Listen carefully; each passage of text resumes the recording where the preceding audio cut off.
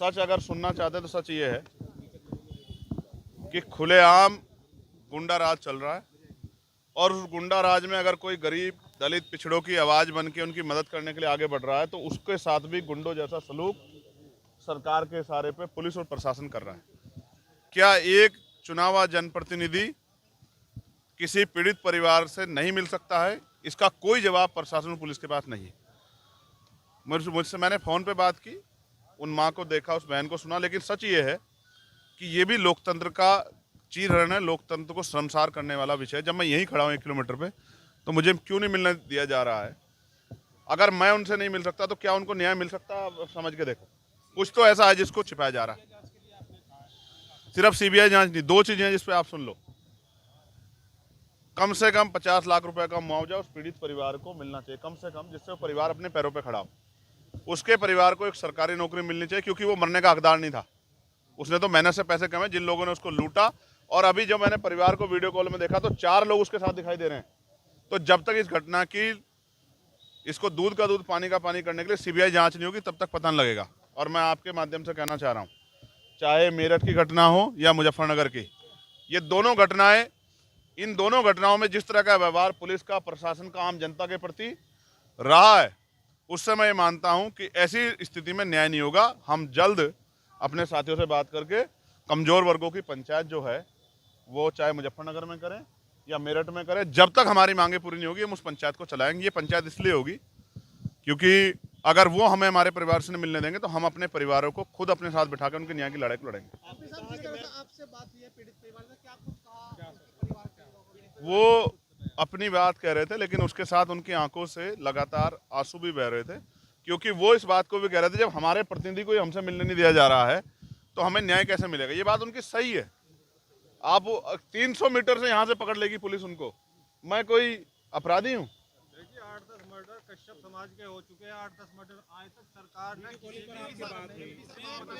क्या video call पे बात करना, क्या वो किसी दूसरे देश में जो वीडियो कॉल बात करवानी पड़ रही है? ये सरासर जो है लोकतंत्र की हत्या है, और ये सरासर किसी चीज को किसी छिपाने का, उसको किसी दूसरी तरफ मोड़ने का प्रयास है। उनको पता है मैं जाऊंगा तो क्या होगा, जब मैं अपनी बहन का हाथ पकड़ूंगा तो उनको संबल प्रदान होगा, उनको हिम्मत प्रदान होगी, और वो जो बात फोन पे नहीं बता पाती क्योंकि पुलिस के अधिकारी कर, शायद वो मुझसे बता पाती।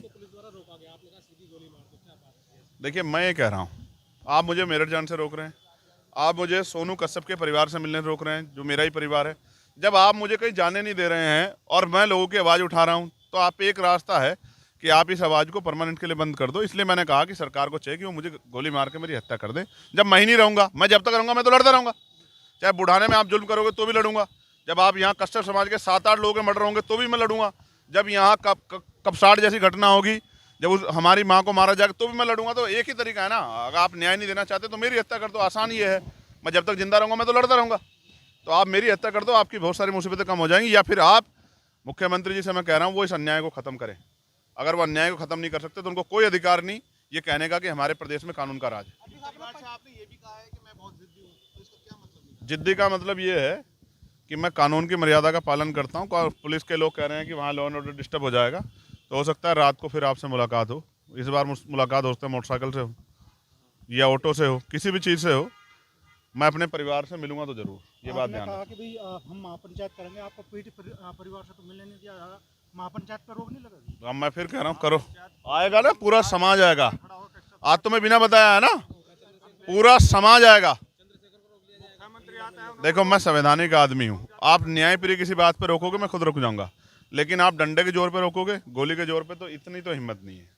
गोली तो मैं खा सकता हूँ, मेरी अगर देखना, अगर गोली चली इस पंचायत में सोनू कश्यप की आवाज़ उठाने के लिए, कपसाड़ की जो हमारी बहन है उसकी आवाज़ उठाने के लिए, तो गोली सीने पे लगेगी, कमर पे लगेगी, याद रखना मेरी बात। कपसाड़ वाले मामले में पीड़ित अपने परिवार से मिली, उसने जो बयान जो उसके आए हैं वो उसने जिस तरह से कहा कि मेरे साथ तो गलत हुआ है, उसको लेकर ये उन सब लोगों के मुंह पे एक जोरदार तमाचा है जिसने पिछले 3-4 दिनों से उस बेटी का चरित्र हनन किया है, उस परिवार को गलत साबित करने का काम किया। जो तमाशा कर रहे थे, बड़े बड़े मंचों पे बड़े भाषण दे रहे थे। मैं एक बात बता रहा हूँ, ये गरीब समाज बड़ा भावुक समाज होता है। ये अगर इसने मन में ठान ली ना, और अपने साथ जो अन्याय हो रहा है उसका बदला लेने की अपने मन में वो कर ली, तो बहुत सारे लोग बहुत सारे सदनों के दरवाजे नहीं देख पाएंगे। याद रखना मेरी बात को। धन्यवाद।